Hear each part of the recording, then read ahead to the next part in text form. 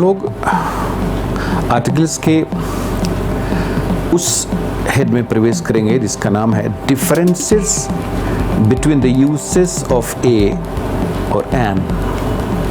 ए और एन के प्रयोग में डिफरेंसेस क्या है, और ये बड़ा एम्बैरेसिंग प्रॉब्लम होता है स्टूडेंट्स के सामने, चूँकि खास करके एग्जामिनेशंस में वो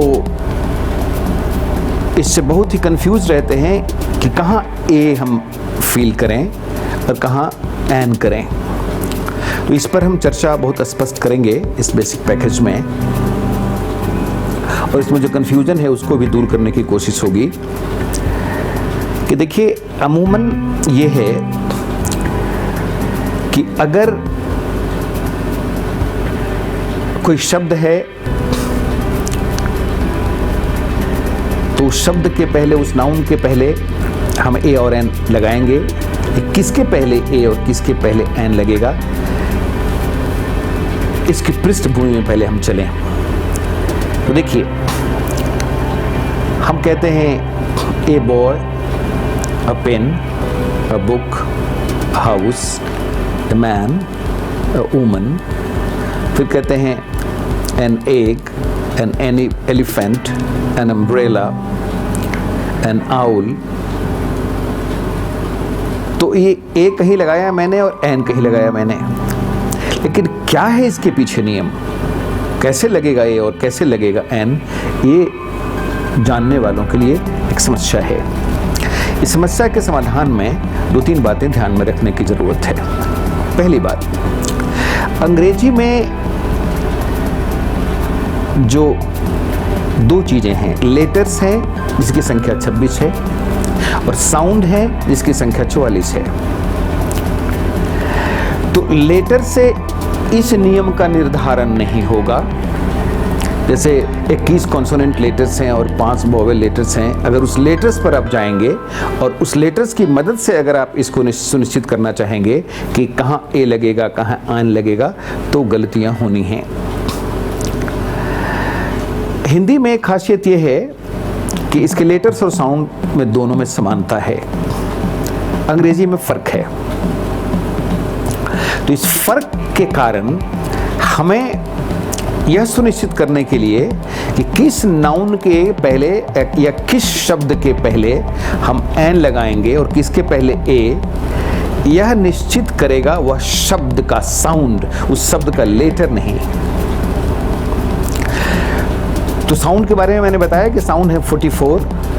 इसमें जो 24 साउंड्स हैं उनको कॉन्सोनेंट्स कहा गया है, जो 12 साउंड्स हैं उनको कहा गया है प्योर वोवेल्स, और जो 8 हैं उनको कहा गया है डिप्थोंग्स।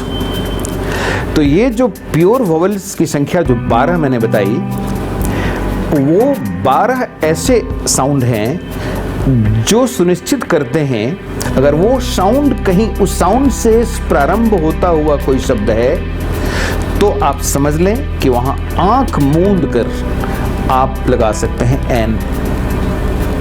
कहाँ?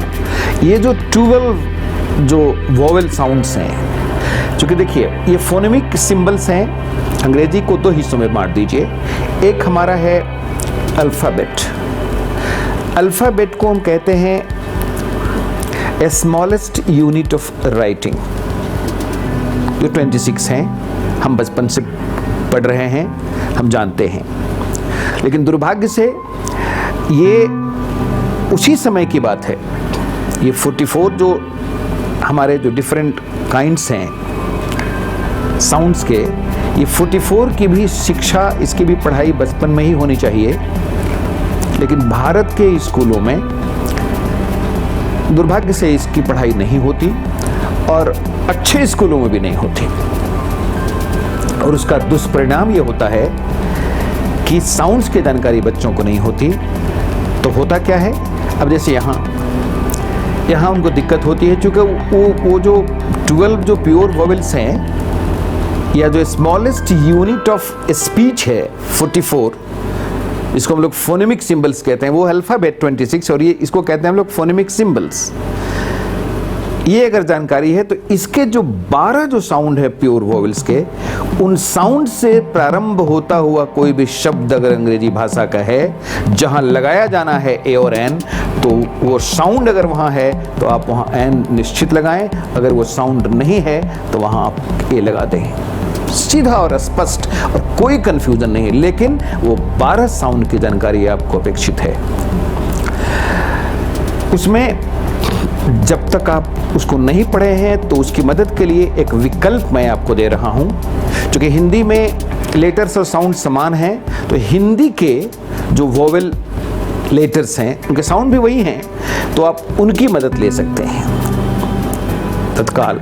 वैसे ये 12 जब फोनेमिक सिंबल्स की पढ़ाई होनी चाहिए इसकी, तो जब होगी, जिसको हम चर्चा करेंगे इसके एडवांस पैकेज में, फोनेमिक सिंबल्स की चर्चा हम करेंगे ही, लेकिन तब तक आप उससे मदद ले सकते हैं कि जो अ, आ, ई, उ, ए, ओ, अंग, अ, ये जो हमारे जो साउंड है वोवेल साउंड हिंदी के, लेटर्स और साउंड भी, क्योंकि लेटर साउंड दोनों समान हैं, जो लेटर होता है वही साउंड होता है, तो वहाँ से आप मदद ले सकते हैं। और इनसे प्रारंभ होने वाला अंग्रेजी का कोई भी शब्द अगर है तो वहाँ आप बेहिचक एन का प्रयोग करें, बाकी तमाम जगहों पर ए का प्रयोग करें। तो इस तरह से आपने ये जाना कि कहाँ हम ए का प्रयोग करेंगे और कहाँ एन का करेंगे। अब लेटर्स से जो कंफ्यूजन पैदा होता है उसको भी हम यहाँ चाहेंगे कि आपकी नोटिस में लाएं और डिफरेंट पैरामीटर्स पर, जैसे ई के पैरामीटर्स पर, ई लेटर देखिए, ई जो है वो आपका वोवेल लेटर है। उसके बाद आप देखिए यू है, वो वोवेल लेटर है आपका। फिर ओ है, वो भी वोवेल लेटर है। और फिर एच है जो कॉन्सोनेंटल लेटर है। ये 4 के पैरामीटर पर हम कुछ शब्दों को आपके सामने ला के बताएंगे कि अगर आप साउंड पर ना जा करके लेटर पर जाएंगे तो गलती होगी। इसलिए ई से प्रारंभ होने वाला शब्द में कहीं आप देख रहे हैं कि लगेगा ए और कहीं लगेगा एन, क्योंकि साउंड डिफर कर रहा है। फिर आप देखें कि यू से शुरू होने वाला शब्द है, लेकिन उस यू के पहले कहीं लग रहा है ए, क्योंकि वहाँ साउंड डिफरेंट होगा, और कहीं यू से शुरू होने वाले शब्द के पहले लग रहा है एन। साउंड के डिफरेंस, ये डिफरेंस पैदा हो रहा है। फिर उसी आधार पर आप जाएं ओ भी से शुरू होने वाले शब्द में भी कहीं आप ए लगता हुआ देखेंगे और कहीं आप एन लगता हुआ देखेंगे। एच से हम जो कॉन्सोनेंट लेटर है उससे शुरू होने वाले शब्द में भी कहीं आप ए लगता हुआ पाएंगे और कहीं एन लगता हुआ पाएंगे। तो हम बारी बारी से इन पैरामीटर्स पर रख करके आपको बताना चाहते हैं कि आप कभी भी लेटर पर न जाकर साउंड के द्वारा इस प्रॉब्लम का समाधान खोजने की कोशिश करेंगे।